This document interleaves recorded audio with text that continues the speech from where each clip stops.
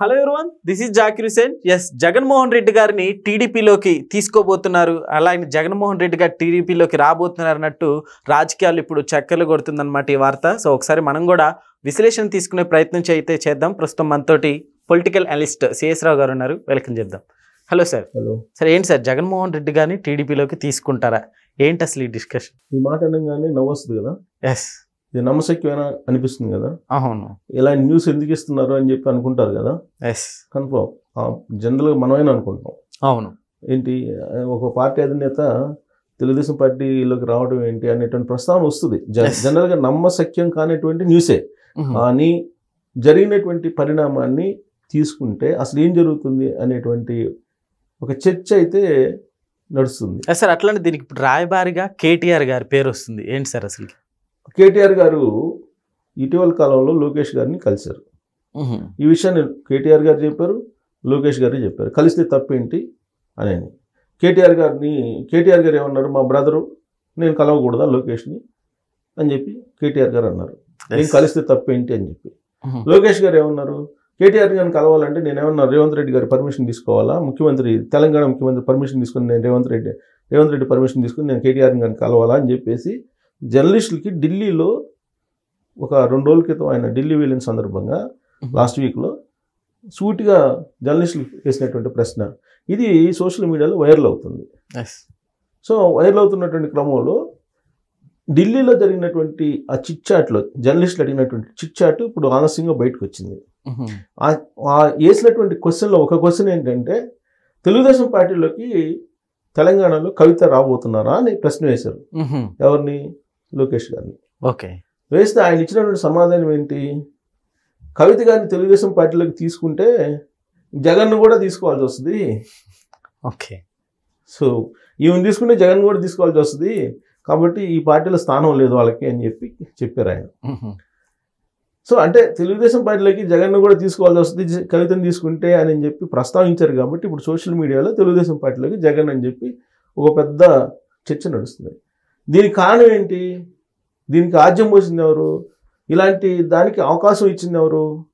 కేటీఆర్ గారు.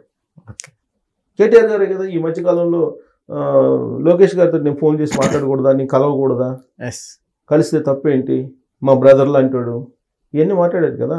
ఇదే కేటీఆర్ గారు చంద్రబాబు నాయుడు గారు అరెస్ట్ అయినప్పుడు, జగన్మోహన్ రెడ్డి గారు లండన్లో ఉన్నారు, అప్పుడు అరెస్ట్ అయినప్పుడు అక్కడ నంద్యాల నుంచి రాజమండ్రి సెంట్రల్ జైలుకి తీసుకెళ్తున్నప్పుడు భలే షో చూపించావు బ్రో అని చెప్పేసి ట్వీట్ చేశారు. ఎవరిని? జగన్మోహన్ రెడ్డి గారు అద్భుతమైనటువంటి షో చూపించారు అనేది. చంద్రబాబు నాయుడు గారు నంద్యాల నుంచి రోడ్డు మార్గంలో రాజమండ్రి సెంట్రల్ జైలుకి పోలీసులు తీసుకెళ్తుంటే చంద్రబాబు నాయుడు గారిని ఆనందించినటువంటి వాళ్ళలో ఎవరున్నారంటే కేటీఆర్ గారు ఉన్నారు. ఆనందం పట్టలేక ట్వీట్ చేశారు, భలే షో చూపించావు బ్రో అని. ఆ తర్వాత ఆయనకి మద్దతుగా అరెస్ట్కి నిరసనగా హైదరాబాద్లో మీటింగ్లు పెట్టుకోవడానికి అనుమతి ఇవ్వాల ఆ రోజున కేటీఆర్ అండ్ టీం. ఓకే. పైగా ఔటర్ రింగ్ రోడ్లో ఆయన అరెస్ట్ని నిరసిస్తూ ర్యాలీ తీస్తుంటే మీకు ఇక్కడ ఏం పని, ఆంధ్రాలో చూసుకొని పోయి ఈ రాష్ట్రంలో ఏం పని అని చెప్పి కేటీఆర్ గారు మాట్లాడారు. ఓకే. సీన్ కట్ చేస్తే ఇప్పుడు కేటీఆర్ గారు లోకేష్ గారితో ఫోన్లో టచ్లో ఉన్నారు, కలిస్తే తప్పేంటి అని చెప్పి ఇదే కేటీఆర్ గారు అంటున్నారు. మరి కేటీఆర్ గారిని ఏమనాలి? కేటీఆర్ గారి ఆలోచనని కానీ, ఆయన భావజాలాన్ని కానీ, ఆయన విధానాలను కానీ, ఆయన మనస్తత్వాన్ని కానీ ఏమనాలి? నష్టమో కష్టమో ఒక స్టాండ్ ఉండాలి. మీరు చంద్రబాబు నాయుడు గారిని వ్యతిరేకిస్తున్నారు, చంద్రబాబు నాయుడు గారి ఫ్యామిలీని వ్యతిరేకిస్తున్నారు అనేది ఆ ట్వీట్ ద్వారా అర్థమవుతుంది. మళ్ళీ ఒకేసారిగా ప్రేమ ఎందుకు పుట్టుకొచ్చింది? ఎందుకనంటే 2023లో కేటీఆర్ గారు ఇక్కడ అధికారం కోల్పోయారు, కేసీఆర్ గారు ముఖ్యమంత్రి కాల. అక్కడ జగన్మోహన్ రెడ్డి గారు వాళ్ళ మిత్రుడు, కిట్ ప్రోకో మిత్రుడు, ఆయన అక్కడ ఆంధ్రప్రదేశ్లో ముఖ్యమంత్రి కాల. ఇప్పుడు కష్టాల్లో ఉన్నారు. ఎందుకు కష్టాల్లో ఉన్నారు?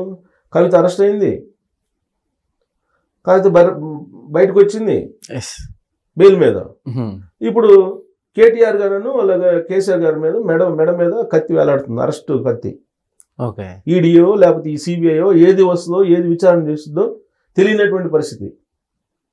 ఇంకొక వైపు సీఎం రమేష్ ఏం చెప్తున్నారు, బీఆర్ఎస్ పార్టీని విలీనం చేస్తున్నారు బీజేపీలో, నా దగ్గరికి వచ్చి మాట్లాడారని చెప్పి కేటీఆర్ గారి గురించి చెప్పాడు ఆయన. ఇవాళకి కూడా దానికి సమాధానం లేదు కేటీఆర్ గారి దగ్గర నుంచి, ఇవాళకి కూడా లేదు. అసలు ఆయన చెప్పింది చెప్పారు కదా, అది నిజమా అబద్ధం అని చెప్పి ప్రజలకు చెప్పాలి కదా. ఒకవైపు బీఆర్ఎస్ పార్టీ బీజేపీలో విలీనం అవుతుందని చెప్పి కేసీఆర్ గారు బిడ్డ చెప్తున్నారు కవిత. అలాగే కేటీఆర్ గారు ఏం చెప్పారు ఒక మూమెంట్లో, ఉంటే ఇండియా కూటమిలో ఉండాలి, లేదంటే ఎన్డీఏ కూటమిలో ఉండాలి, లేదంటే ప్రాంతీయ పార్టీలకు స్థానమే లేదు, ప్రాంతీయ పార్టీలు బతకలేవు అని చెప్పి ఆయన చెప్పారు. ఓకే, ఇవన్నీ బీఆర్ఎస్ పార్టీ బీజేపీలో విలీనం అవుతుందని చెప్పడానికి నిదర్శనంగా కనిపిస్తున్నాయి. దానికి అడిషనల్గా ఇప్పుడు లేటెస్ట్గా ఏంటి, లోకేష్ గారితో నేను ఫోన్లో మాట్లాడకూడదా, నేను కలవకూడదా, కలిస్తే తప్పేంటి, మేము పోయి అర్ధరాత్రి కలవాలా, బహిరంగంగా కలుస్తాం, తప్పే ఉందని చెప్పి మాట్లాడుతున్నారు కేటీఆర్ గారు.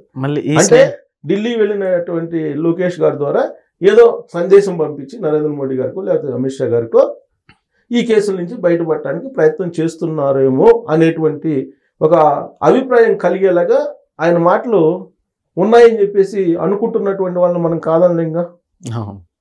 ఇవన్నీ గతాన్ని ఇప్పుడు జరుగుతున్నటువంటి దాన్ని ఇవన్నీ ఒక చోట చేర్చి మనం చూస్తే లోకేష్ గారితో ఇప్పుడు ఏం అవసరం వచ్చింది ఆయనకి? సార్ నాకు ఇక్కడ ఇంకో డౌట్ వస్తుంది సార్. అప్పుడు నిజంగా చంద్రబాబు నాయుడు గారు అరెస్ట్ చేస్తే కేటీఆర్ గారు అంత సంతోషం వ్యక్తం చేశారు. అలాంటి పరిస్థితి నారా లోకేష్ గారు ఎందుకు కలిశారంటే ఏం చెప్తారు? ఇప్పుడు నారా లోకేష్ గారు కానీ లేదంటే చంద్రబాబు నాయుడు గారు కానీ కల్వకుంట్ల ఫ్యామిలీని కలవట్లా, కల్వకుంట్ల ఫ్యామిలీ మెంబర్సే అక్కడ పోయి కలుస్తున్నారు ఇప్పుడు. లేకపోతే ఫోన్ చేసి మాట్లాడుకుంటున్నారు. ఎందుకు? ఢిల్లీలో మాట్లాడుకొని ఈ కేసులు ఈ వ్యవహారాలు ఇవన్నీ సెట్ చేసుకోవడానికి ప్రయత్నం అనేది సర్వత్రా జరుగుతున్నటువంటి చర్చే కదా. అది మనం ఓపెన్గా చెప్పాల్సిన అవసరం లేదుగా. ఇప్పుడు సమాజంలో తెలంగాణ సమాజంలో ఏ పౌరుని అడిగినా చెప్తారు.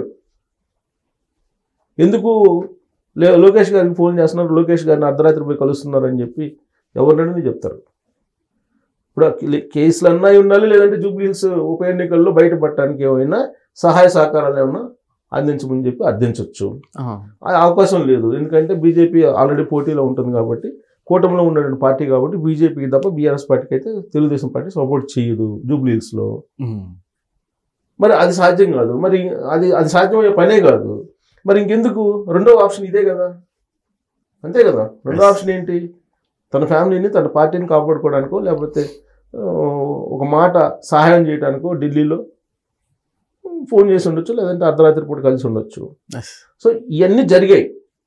ఈ క్రమంలో ఢిల్లీ వెళ్ళినటువంటి లోకేష్ గారిని జర్నలిస్టులు అడిగినటువంటి ప్రశ్నలు చిట్ చాట్లో ఈ మధ్య లోకేష్ గారు ఏంటంటే జర్నలిస్టులు అడిగిన ప్రతి ప్రశ్నకు కూడా ఆయన సమాధానం చెప్తున్నారు. ఇప్పుడు మిగతా కొంతమంది లీడర్లు ఉన్నారు, వాళ్ళు ప్రెస్ మీట్ పెట్టినా కానీ వాళ్ళు అడిగిన దానికి సమాధానం సూటిగా చెప్పరు, దొంగ తిరుగుడే చెప్పడం, లేకపోతే అసలు ప్రెస్ మీట్లు పెట్టకపోవడం మనం చూసాం గత 10 సంవత్సరాల నుంచి. కొంతమంది వ్యవహారం చూసాం మనం. కానీ లోకేష్ గారు ఓపెన్గా ఏ ప్రశ్నైనా ధీటుగా సమాధానం చెప్తున్నారు. నేషనల్ జర్నలిస్టులు చెప్తున్నారు, లోకల్ జర్నలిస్టులకు కూడా చెప్తున్నారు, స్టేట్ జర్నలిస్టులు చెప్తున్నారు. సో దాంట్లో భాగంగా ఓపెన్గా మాట్లాడుతున్నారు కాబట్టి వీళ్ళు వచ్చినటువంటి ఏ క్వశ్చన్ అడగాలో ఆ క్వశ్చన్ కాకుండా వాళ్ళకు లోపల ఉన్నటువంటి అభిప్రాయాలు కూడా అడిగారు. దాంట్లో ఒకటి కవిత గారు తెలుగుదేశం పార్టీలో చేరుతున్నారా, దానికి అడిషనల్గా లోకేష్ గారు కూడా సరైనటువంటి సమాధానం జర్నలిస్టులు చెప్పారు. కవితను మేము పార్టీలో చేర్చుకుంటే జగన్మోహన్ రెడ్డిని కూడా చేర్చుకోవాల్సి వస్తుంది అని. సో కాబట్టి వీళ్ళకి స్థానం లేదు ఇలాంటి వాళ్ళకి. ఆవిడేమో తీహార్ జైలుకి వెళ్ళొచ్చారు లిక్కర్ స్కామ్లో, ఈయనేమో 16 నెలల పాటు జైల్లో ఉండొచ్చిన సిబిఐ కేసులు ఈడీ కేసులు ఎదుర్కొంటున్నట్టు లీడరు. కాబట్టి లిక్కర్ స్కామ్ ఇప్పుడు లేటెస్ట్. ఇలాంటి వాళ్ళకి పార్టీలో స్థానం లేదు అని చెప్పి ఆయన జర్నలిస్టులు చెప్పినటువంటి మాట ఇప్పుడు వైరల్ అవుతుంది సోషల్ మీడియాలో. Okay sir, thank you.